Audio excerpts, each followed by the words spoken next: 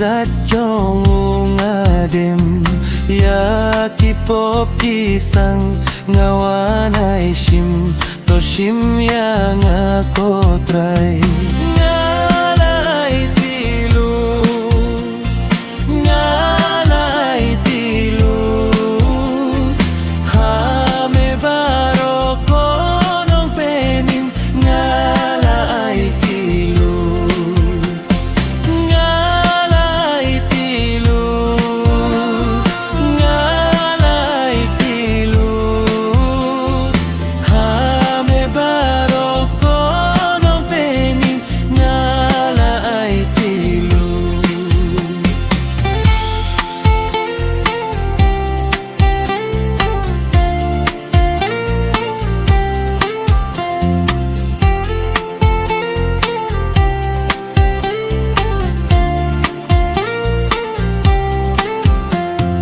Hau Jisu nga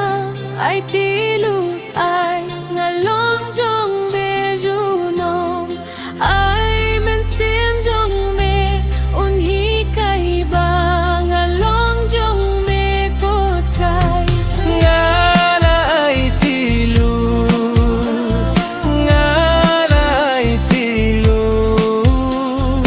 hame baroh konong penim ngala Aiti Lut ngala Aiti Lut ngala Aiti Lut hame baroh konong penim ngala Aiti Lut. Hau Jisu nga Aiti Lut le jingim hame nga ai da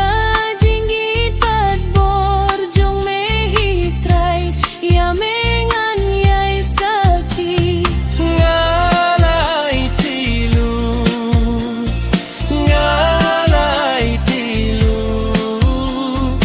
hame baroh konong penim ngala Aiti Lut ngala Aiti Lut ngala Aiti Lut hame baroh konong penim ngala Aiti Lut.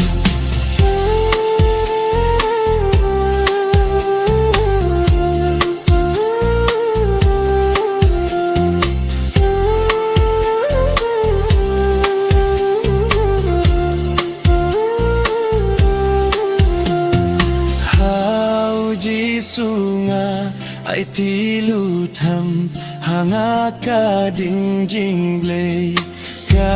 jingkmen jong ka jingpenim kra kanam kyrteng U Blei